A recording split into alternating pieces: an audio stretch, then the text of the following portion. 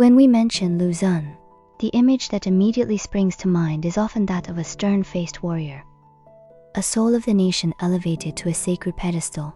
But today, I want to show you a different Lu Xun, one far more complex and ultimately more authentic. He was a pioneer who screamed fiercely within an iron house, attempting to use his pen as a scalpel to cut through the darkness of his time. Simultaneously, he was a victim and a prisoner of feudal ethics, trapped in a cage of his personal life, silently enduring its agonies. He was the most valiant standard-bearer of the new culture movement. His private life was marked by profound tragedy, including a bitter, permanent rift with his own brother as well as a lonely marriage, arranged by his family, in which he was trapped for decades. Today, let us journey back to that turbulent age of transition, into Lu Xun's literary battleground and his innermost world, to understand the depth and contradiction captured in his words. Despair is as hollow as hope. To understand the man who would become Lu Xun, we must first understand the world that shaped him.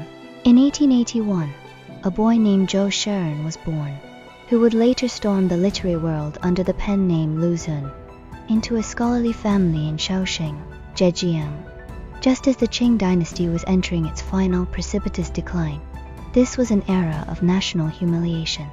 China, once the Celestial Empire, had been defeated in the Opium Wars, soundly beaten by Japan in 1894, and brutally occupied by the Eight-Nation Alliance in 1900. The air was thick with a sense of cultural and political crisis. For the young Zhou Zuoren, the collapse of the old order in China was as personal as it was national. His own family was caught in a parallel spiral of decline and tragedy. His grandfather was imprisoned in a notorious imperial examination scandal, plunging the family into poverty and social disgrace. As the eldest son, he was forced to shuttle between pawnshops and pharmacies, witnessing his father, Zhou Boyi, succumb to illness. His condition worsened by the futile treatments from traditional doctors. These searing experiences forged a simple, desperate ambition in the young man to master modern Western medicine and heal the physical bodies of his countrymen. This ambition took him to Japan, to the Sendai Medical Academy. It was there, in a dimly lit lecture hall, that his life's path was violently rerouted. The professor screened a set of lantern slides from the recent Russo-Japanese War. One image burned itself into his memory. A Chinese man, accused of being a spy for the Russians, was about to be beheaded by a Japanese executioner. Surrounding the scene was a crowd of his fellow Chinese, their faces utterly devoid of emotion, watching the spectacle with a detached, numb curiosity. The shock was visceral, an intellectual and spiritual earthquake. He later recounted the moment in his preface to Outcry. I then felt that medicine was not such an important matter after all. The citizens of a weak and backward country, however strong and healthy they might be, could only serve as meaningless material for public spectacle or bystanders. Our first task was to change their spirit, and so he made the momentous decision to lay down the surgeon's scalpel and pick up the writer's pen. This was not a career change. It was a complete reorientation of purpose, a conscious decision to become a spiritual physician for a nation whose soul was sick. His profound pessimism about this monumental task is perfectly captured in his famous metaphor of the iron house, shared with his friend Qian Zhuantong. Imagine an iron house, without windows or doors, utterly indestructible, filled with sound sleepers. Soon they will all suffocate to death in their slumber. To die in one's sleep is a peaceful end, without the agony of dying. Now, if you cry out, waking a few of the lighter sleepers, making these few unfortunate people endure the torment of an inevitable death, would you truly be doing them a kindness? The iron house was the suffocating, unyielding weight of traditional Chinese society, and its rigid, state-enforced Confucian ideology. To be the one who cried out was to condemn a few sensitive souls to a life of agonizing clarity. Yet after wrestling with this dilemma, Lu Xun chose to be the voice in the darkness. He would use his pen not just as a tool, but as a weapon, a lever to pry open a crack in the iron walls, to let in a sliver of light, no matter how faint. 1. Birth and epical significance. In May 1918, a pen name, Lu Xun, exploded onto the scene, heralded by a vernacular short story titled a madman's diary greater than in issue number 5, volume 4, of New Youth magazine. It is universally recognized as China's first modern short story, written in vernacular Chinese. From the moment it was published, it was an act of defiance, a direct challenge to the old culture. Historical research suggests a disillusioned Lu Xun had no initial plans to write fiction. It was only through the persistent prodding and encouragement of his friend and New Youth colleague, Qian Zhuantong, that this groundbreaking work came to be. Lu Xun himself admitted that, composed in such haste, the story was somewhat immature in its artistry. Yet it was this very piece, forged under pressure, that became a landmark in Chinese literary history. Its content, nothing short of earth-shattering. The dual meaning of cannibalism. The story's core is two words the madman reads between the lines of history. Cannibalism. This cannibalism operates on two distinct levels. First, literal cannibalism. The story references historically documented atrocities like exchanging children to eat with one another and eating the flesh, and sleeping on the hide of another person. Descriptions of the ultimate moral collapse in a state of survival, alongside rumors from Wolf Village about eating humans' heart. This reveals the savagery and brutality inherent in human history, and the struggle for survival. Second, symbolic cannibalism, the rites eating people. This is the more socially critical layer. Through the madman's voice, Lu Xun exposes how the feudal ethical code, which preached benevolence, righteousness, and morality on the surface, was systematically devouring people's independent spirit, free will, and vibrant life. It achieved this by suppressing human nature, enforcing hierarchy, and imprisoning thought, using a rigid set of norms to stifle natural desires and genuine emotions, tacitly permitting, even encouraging, the mental and physical oppression of the young by their elders, and branding any thought or behavior deviating from tradition as heresy for persecution, just as the madman is deemed insane by all for his nonconformity. 2. The metaphor of the elder brother and literary polemic. In the story, the madman makes the horrifying discovery that his own elder brother, his closest kin, is complicit in this cannibalistic conspiracy. This is profoundly symbolic. The elder brother represents both the enforcer and upholder of the feudal family system, and to a significant degree, also a victim shaped and bound by it. Some scholars point out that this merciless wholesale indictment of the family system, while immensely powerful as a tool of enlightenment and for its literary force, might also obscure the genuine warmth and mutual aid that could exist within traditional families. This reflects a certain radicalism and uncompromising stance among the new culture pioneers in their struggle against tradition. Nevertheless, the madman's final desperate cry, "Save the children," echoed like a clap of thunder through the dark night, jolting the entire era awakes. It was a call for a new world belonging to the future, one utterly free from the shadow of cannibalism. Thus the pen name Lu Xun emerged, heralded by the manifesto of a madman's diary. With his surgeon-like acuity, he left us a gallery of character portraits, each one etched into the nation's soul, still in dialogue with us today. 1. RQ, the self-deception of spiritual victory. First there is RQ from the true story of RQ greater than, of whom we deplore his misfortune, but resent his unwillingness to struggle. He is a complete failure, yet he invents an ever-victorious spiritual victory law. When slapped by Mr. Zhao, he thinks it's a son hitting his father. When his gambling money is stolen, he slaps his own cheeks as if hitting someone else, thus achieving satisfaction. RQ represents that slavish philosophy in our national character, the inability to face reality, using illusory victory to cover up actual defeat. He is Lu Xun's most concentrated and poignant critique of the national character flaw. 2.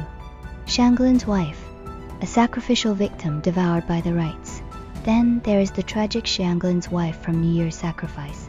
Hard-working and kind-hearted, she is relentlessly battered by fate, losing her husband, being sold off, losing her second husband, and then her only son, Amo. She repeats the tragic story of Amo being carried off by a wolf, initially garnering a few tears, but eventually becoming merely an irritating nuisance and an object of ridicule. She spends her life savings on a temple doorstep, hoping to atone for the so-called sins, a concept defined entirely by the oppressive feudal code. Yet she is still regarded as unclean, a permanent outcast under that same system. Xianglin's wife's tragedy reveals how the feudal ethical code systematically and impassively consumes the very life and dignity of a low-class woman. Her final questioning about souls is the most desperate indictment of the entire cannibalistic system. 3. The human blood bun. The chasm between the pioneer and ignorant bystanders. In medicine, the human blood bun is a profoundly shocking symbol. The revolutionary martyr Xiao Yu, modeled on Qu Jin, sacrifices himself to awaken the masses. Yet his blood is obtained by the ignorant man to make a medicine guide for his son's tuberculosis. On one side, the revolutionary martyr going willingly to his death. On the other, a numb and detached crowd, one blood attempting to cure the nation, the other to cure an individual. These two parallel lines, ultimately connected by human blood, starkly reveal the soul-chilling chasm between the pioneer's sacrifice and the ignorant bystanders. This is not just a physical sickness, but a sickness of the spirit, a rot in the very heart of society itself. 4. Kong Yiji, a sacrifice to a petrified system. At the Shanheng Hotel in Shaoxing, where slate recording Kong Yiji's debt is still preserved. He was the only customer who wore a long gown yet drank his wine standing up. This iconic image captures a man trapped in a social purgatory. His gown was a desperate claim to scholarly status, but his poverty and failure condemned him to stand among the laborers, a specter belonging to neither world. He spouted classical idioms, knew 4 different ways to write the character for Hui, but could not shed the airs of a scholar and lacked any practical means of livelihood, ultimately dying miserably after having his legs broken for stealing books. Kong Yiji's tragedy is the result of being crushed between the petrified imperial examination system and harsh reality. That dirty, torn long gown is the symbol of an identity and spiritual shackle he cannot escape. Today, when we debate whether academic qualifications are the long gown Kong Yiji cannot take off, it proves that Lu Xun's critique, transcending a century, still accurately hits our contemporary educational anxieties and identity crises. 5. Run 2. The erosion of childhood innocence and the solidification of hierarchy. Finally, there is Run 2, whose story has saddened countless readers. In My Old Home, the young Run 2 is the little hero of the narrator's childhood memories: a silver necklet, a steel pitchfork, stabbing badgers under the moon in the melon patch, vivid and full of life. But 20 years later, upon reunion, his face is etched with wrinkles, his body has doubled in size, the round purple face has turned sallow. The most heart-wrenching moment is his respectful yet distant address: Master. This single word, Master, instantly shatters all the beautiful memories of childhood, marking the collapse of an innocent world and the erosion of the most fundamental human affections by rigid hierarchical notions. Run 2's image represents how the vitality of a human spirit can be worn away under the oppressive weight of life. It demonstrates how class barriers can render people numb. In summary, these 5 characters act as mirrors, each reflecting a different malady of the national spirit. RQ reflects self-deception. Xianglin's wife reflects the devouring nature of the rites. The human blood bun reflects the predicament of enlightenment. Kong Yiji reflects the shackles of the system. Run 2 reflects the loss of innocence and the solidification of hierarchy. Together, they constitute the negative case studies for Lu Xun's project of establishing the human being. A healthy nation must first cast off these spiritual ailments. The birthplace of a madman's diary, New Youth, was far more than a magazine. It was a banner, an incubator for a new ideology, marking the beginning of Chinese intellectuals' conscious and systematic effort to construct a modern New China. 1. From Youth to New Youth. In 1915, Chen Duxu founded Youth magazine, greater than later renamed New Youth in Shanghai.